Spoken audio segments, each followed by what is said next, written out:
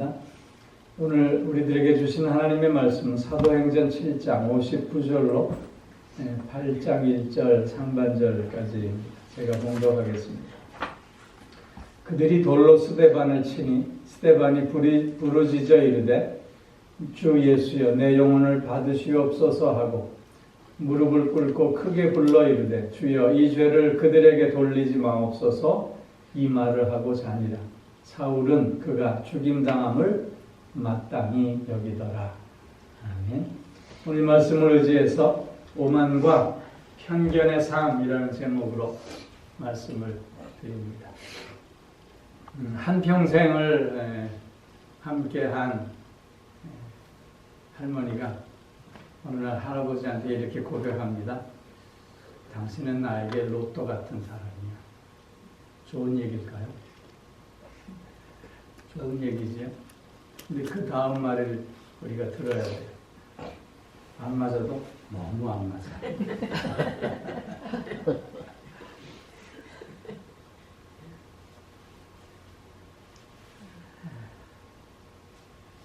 너무 안 맞아서 못 살겠다는 얘기들을 종종 합니다. 정말 안 맞아도 너무 안 맞아서 함께 하지 못하겠다고 그렇게 얘기합니다. 그런데 어떻게 보면 안 맞는 게 당연하죠. 왜냐하면 우리는 다 다르게 태어났기 때문이죠. 같은 현상을 경험하면서도 그것을 받아들이는 느낌의 색깔이라든가 느낌의 강도가 다 다릅니다. 그런가 하면 그것에 대해서 생각하는 방법도 다르고요. 또 그것으로 인해서 판단하고 반응하고 행동하는 것도 다 다르지. 어떻게 보면 우리가 인간관계를 맺는 데 있어서 정말 힘들다고 느끼는 것 중에 하나가 참 안 맞는다라고 하는 것입니다. 그런데요, 우리가 나랑 참 안 맞는다라고 생각하기 전에 우리는 다 다르구나 라고 하는 걸 먼저 깨달을 수 있어야 하는 것입니다. 즉, 다른 것은 틀린 것이 아니라 다른 것뿐이라고 하는 생각을 우리는 늘 가질 수 있어야 하는 것이죠. 우리가 안 맞는다라고 했을 때 그 안 맞는 기준이 무엇이냐 하는 것입니다.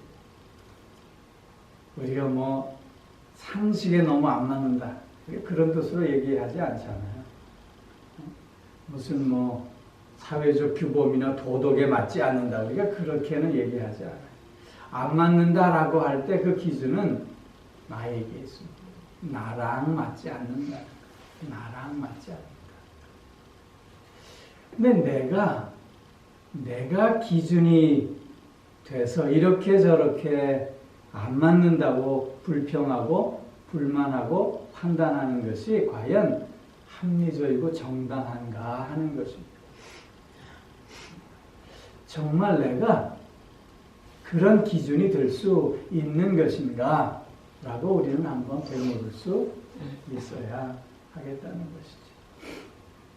오늘 본문 말씀의 배경은 예루살렘 초대교회 최초의 순교자였던 스데반의 순교 현장에 대한 질문입니다. 예수님께서 십자가에서 죽으신 후에 3일 만에 부활하시고 승천하셨습니다. 그리고는 오순절 성령 강림 사건을 통해서 제자들에게 성령을 주심으로 제자들이 성령 충만해짐으로 이제는 숨어있던 자리에서 뛰쳐 일어나 밖으로 나아가 예수가 그리스도이다 복음을 강력하게 증거하기 시작했습니다. 그 결과 예루살렘은 새로운 복음의 불결이 타오르기 시작했다는 것이죠. 우리가 잘 아는 대로 베드로의 한 번 설교에 3,000명이 회개하고 5,000명이 주님께로 돌아오는 놀라운 역사가 예루살렘에서 생기기 시작했습니다. 이를 본 당시 유대 종교자들은 이 불을 끄기 위해서 급급했습니다. 그러나 이 거대하게 타오르기 시작한 복음의 불결을 저들은 막을 수 없었던 것입니다. 이에 저들은 초조해지기 시작하면서 결국 스데반을 희생양으로 삼게 된 것입니다. 스데반을 율법 파괴죄를 걸어서 저들은 공회 앞에 세웠습니다. 그리고는 신문했던 것이죠. 스데반은 어떤 사람이었습니까? 사도행전 6장에서 보면 그는 충만한 사람이었습니다. 믿음이 충만한 자, 은혜가 충만한 자, 지혜가 충만한 자, 본능이 충만한 자요, 성령이 충만한 자였습니다. 그런 스데반은 예루살렘 공회 앞에 서서 당당하게 저들 앞에 이스라엘의 전 역사를 통해서 하나님이 어떻게 섭리하시고 역사하셨는가를 증언했습니다. 그리고는 그 하나님의 섭리와 하나님의 그 역사 앞에 유대인들이 어떤 잘못을 저질렀는가를 지적했던 것입니다. 스데반의 이러한 설교 앞에, 스데반의 이러한 증언 앞에 저들은 마음이 찔렸습니다. 그리고는 이를 갈았다고 사도행전 7장 54절에서 말씀하고 있습니다. 이를 갈았다고 하는 건 분노가 너무 치밀어 올랐다고 하는 것입니다. 그러면서 스데반이 하늘을 보며 하늘이 열리고 주 예수께서 하나님 우편에 서 계신 것을 보노라 라고 말하자 늑달같이 달려들어 신성모독죄를 걸어 그를 성 밖에 끌고 나가 돌로 쳐 죽이고 있는 것입니다. 스데반이 순교하는 명목적 목적은 신성모독죄요, 율법 파괴죄였습니다. 그러나 스데반을 죽이는 실질적 이유는 저들의 기득권을 지키기 위함이었던 것입니다. 저들의 시기와 질투와 분노의 표출이었다고 하는 것입니다. 즉 저들은 자기와 맞지 않는다고 스데반을 돌로 쳐 죽이고 있는 거죠. 이 모습에 사울의 그 사건 현장에 있었습니다. 사람들은 스데반을 돌로 칠 때 그의 옷을 벗어서 사울 앞에 놓았습니다. 그러면 사울이 이 사건의 핵심적인 증인이었음을 설명하고 있는 것입니다. 사울은 친히 자기가 돌을 들어 스데반을 치지는 않았지만 그러나 이 사건의 중요한 증인으로서 오늘 8장 1절 상반절에서 보면 사울은 스데반의 죽임을 마땅히 여겼다. 그 죽임이 당연하다고, 그 죽음이 합당하다고 그렇게 판단하고 있는 모습입니다. 사울도 자기와 생각이 맞지 않다는 이유로 스데반의 죽음을 당연시 여겼던 것입니다. 여러분, 사울은 어떤 자였습니까? 그는 히브리인 중에 히브리인이었습니다. 바리새파에 속한 자였고 나면서부터 로마 시민권을 가진 자였고 또한 당대 최고의 학부인 가말리엘 문화에서 공부한 자였습니다. 사울은 그 당시 유대 종교계에서 떠오르는 색깔과 같은 존재였고 장래가 촉망되었던 청년이었습니다. 예수님을 십자가에 못 박았던 당시의 유대 종교 지도자들, 스데반을 지금 돌로 치고 있는 저 당시의 유대 종교 지도자들과 같이 저들은 누구보다도 하나님에 대한 열심을 자랑했습니다. 하나님에 대한 믿음을 자랑했던 것입니다.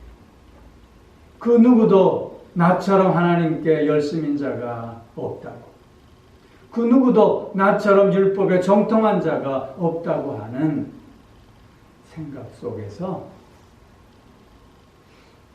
지금 자기 자신을 중심으로 스데반을 판단하고 스데반을 정죄하며 돌로 치고 있고 그의 죽음을 당연시하고 있는 모습입니다. 내가 중심이 되고 나만이 옳다고 하는 생각 속에서 지금 스데반을 죽이고 있는 것이죠. 이런 모습이 바로 오만과 편견의 모습인 것입니다. 오만이라고 하는 것은 잘난 체하면 남을 무시하는 것입니다. 편견은 일방적이고 편향된, 즉 한쪽으로 치우친 견해를 갖고 있는 것입니다. 이런 오만과 편견에 사로잡혀 있는 자들의 특징은 나만이 옳다고 하는 생각을 갖고 있다는 것입니다.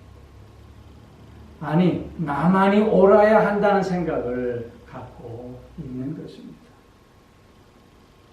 그렇기에 그 누구의 이야기도 들으려고 하지 않습니다. 나와 다른 생각을 갖고 있고 나와 다른 말을 하는 자들은 다 틀린 자라고 치부해버리고 마는 것입니다.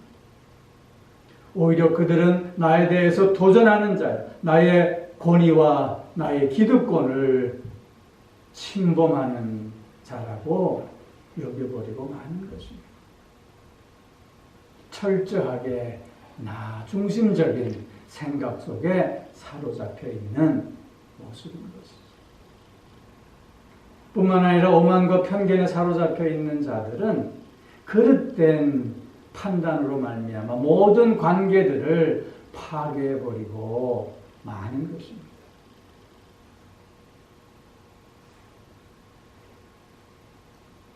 남의 다름을 인정하지 않기에 늘 저들과의 관계 속에서는 분쟁이 있습니다. 늘 거기에는 다툼이 있습니다. 늘 거기에는 부조화가 있을 수밖에 없는 것입니다. 그래서 거기에는 파괴가 있고 죽임이 따라올 수밖에 없는 것이죠.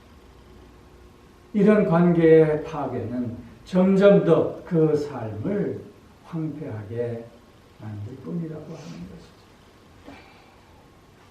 믿음을 갖고 있다고 하면서도 우리 또한 오만과 편견에 사로잡혀 있는 모습에서 과연 자유로울 수 있는가 물을 수 있어야 합니다. 오만과 편견의 삶은 그러면 우리가 살 수밖에 없는 숙명적인 삶일까? 오늘 스데반의 순교의 모습을 보면 결코 그렇지 않음을 우리는 확인할 수 있습니다. 오늘 우리가 함께 읽은 본문의 말씀에서 보면 스데반이 어떻게 죽습니까?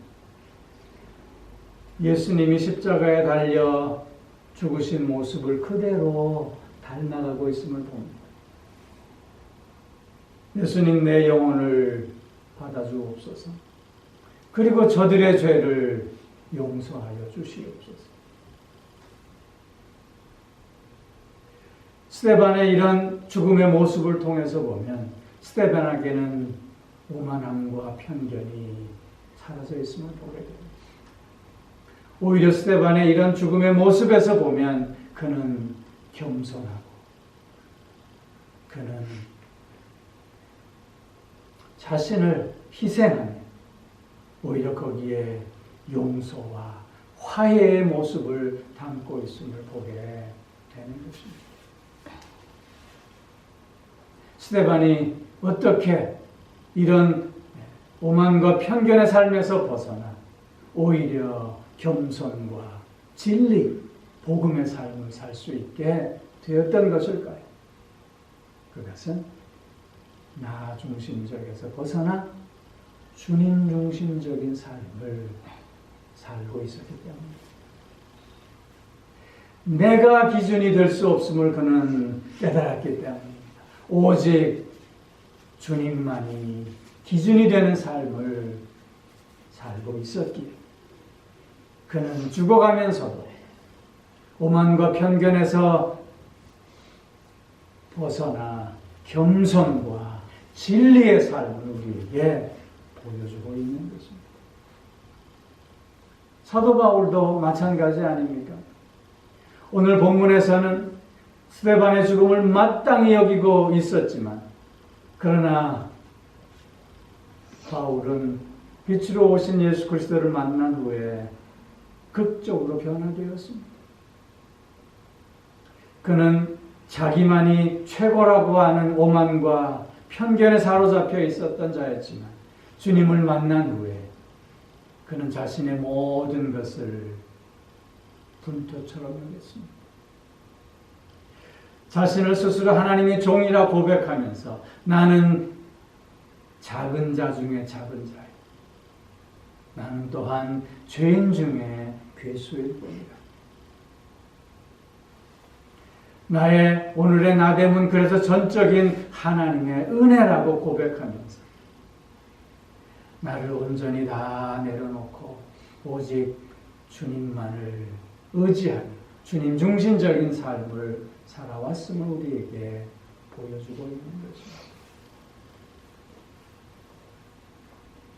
자신과 다르다고 자신의 동족을 잡아오게 가두고 때리며 또한 죽는 것도 당연시하게 여겼던 사울이었지만 그러나 자신을 내려놓고 주님 중심적인 삶으로 변화된 후에는 자신을 향해서 돌을 던지고 채찍질하는 자신의 민족을 가슴에 품으며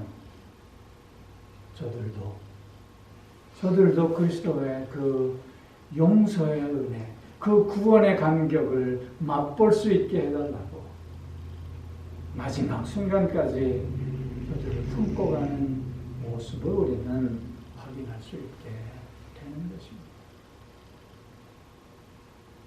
오늘 우리는 오만과 편견 가운데 살고 있는가?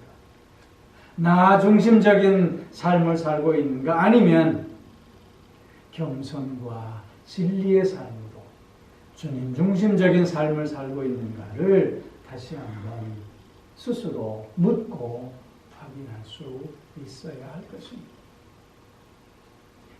믿음을 가지고 믿음으로 살고 있다고 하면서도 아직도 나만이 옳다고 하는 생각에 사로잡혀 있다. 아직도 그 누구보다도 내가 먼저여야 한다고 생각하고 있다. 아직도 내 이기심에 사로잡히고 아직도 내 욕심을 위해서 살고 있다. 우리는 다시 한번 새로워져야 할 줄로 믿습니다. 나 중심적인 그래서 오만과 편견에 사로잡혀 있는 삶은 오히려 갈등이 있는 삶, 분열이 있는 삶, 부조화와 파괴와 죽음밖에 없는 삶임을 우리는 다시 한번 분명히 깨닫고 이제는 주님 중심적인 삶을 통해서 겸손과 진리의 삶을 삶으로 거기에는 참된 만족이 있고 기쁨이 있고 평안이 있고 조화가 있고 또한 사랑과 용서가 있는 삶을 살아야 하는 우리 모두가 되어져야 할 줄로 믿습니다. 매일매일 우리는 늘 쓰러지고 실패한다 할지라도 그러나 다시 일어나 한 걸음 나아가는 우리가 되어져야 할 줄로 믿습니다. 사도 바울처럼 오늘 순교의 모습을 보여주고 있는 스데반처럼, 그래서 주님의 장성한 분량에 이르기까지 자라가기를 쉬지 않는 우리가 되어져야 할 줄로 믿습니다. 오늘 내가 실패한다 해도 괜찮습니다. 오늘 내가 넘어졌다 해도 괜찮습니다. 다시 일어나 한 걸음 옮길 수 있다. 이 또한 주님을 향한 승리의 삶인 줄로 믿습니다. 오만과 편견의 삶에서 이제는 자유로워 겸손과 진리의 삶으로 우리의 삶이 더욱더 풍성해지는 은혜와 복을 다함이 없이 누리는 우리 모두가 되어줄 수 있기를 주의 이름으로 축원합니다. 기도하겠습니다. 오 사랑의 아버지 하나님,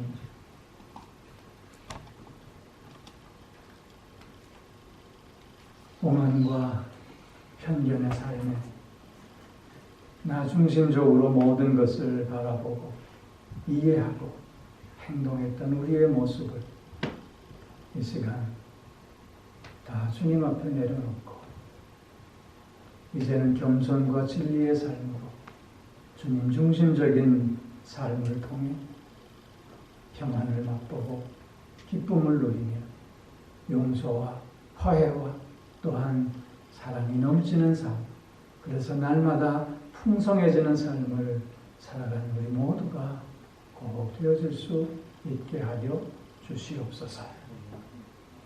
오늘 우리가 실패하고 넘어진다 할지라도 다시 일어나 주님을 향해 한 걸음 옮겨가는 우리가 되어질 수 있게 하여 주시고, 그래서 주님과 함께 승리하는 우리 모두가 꼭 될 수 있게 하여 주옵소서. 주님의 장성한 분량에 이르기까지 자라가는 우리가 늘 되게 하여 주옵소서. 감사드리며 우리 주 예수 그리스도의 이름으로 기도하옵나이다. 아멘. 이제는 우리 주 예수 그리스도의 은혜와 하나님의 무한하신 사랑하심과 성령의 교통하시며 인도하시며 내주하시며 또한 복주심의 역사가 오만과 편견의 삶에서 벗어나 이제는 겸손과 진리의 삶을 통해 오직 그리스도를 더욱더 닮아가기를 쉬지 않겠노라 새롭게 결단하며 나아가는 사랑하는 성도들과 그 가정과 하시는 모든 일들 위해 이제로부터 영원토록 함께 하옵시기를 간절히 축원하옵나이다.